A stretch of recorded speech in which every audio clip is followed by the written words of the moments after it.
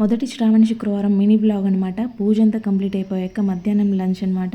అన్నంకి బియ్యం పెట్టేశాను. ఈ మధ్య గొంతు నొప్పి వస్తుందని వేడి నీళ్ళు పెట్టాను తాగడానికి అనేసి. అప్పుడే పాలు వస్తే స్టవ్ మీద పెట్టేశాను. ఇంకా కర్రీకి వచ్చేసి ముద్దపప్పు తినాలనిపిస్తుంది. సో దానికోసం అయితే పప్పు కుక్కర్లోకి తీసుకొని దాంట్లో పసుపు, ఉప్పు, కొద్దిగా ఆయిల్ వేసేసి కుక్కర్ విజిల్ పెట్టేస్తాను.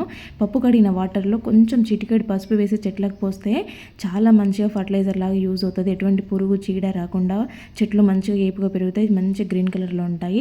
ఊరగాయ తీసుకోవడానికి గంటనైతే వేడి చేసి తీసుకుంటే పచ్చడి ఎక్కువ రోజులు నిల్వ ఉంటుంది. అన్నము అన్నీ రెడీ అయిపోయాయి. పప్పు కూడా చాలా సూపర్గా కుక్ అయిపోయింది అనమాట. ఇంకా అన్నం పెట్టేసుకొని ఇక వేడి వేడి అన్నంలో ముద్దపప్పు, ఆవకాయ, నెయ్యి వేసుకొని తినడమే. ఇంకా మీలో ఎంతమందికి ఈ కాంబినేషన్ ఇష్టమో తప్పకుండా కామెంట్ చేయండి. అలాగే ఇక్కడ నేను ఈ పప్పు కలుపుతుంటే ఎంతమంది నోట్లో నీళ్ళు ఊరుతున్నాయి కూడా కామెంట్ చేయండి. ఇంకా నా మినీ వ్లాగ్ నచ్చినట్లయితే ప్లీజ్ లైక్ చేయండి. మన ఛానల్ని సబ్స్క్రైబ్ చేసుకోండి. Thank you for watching.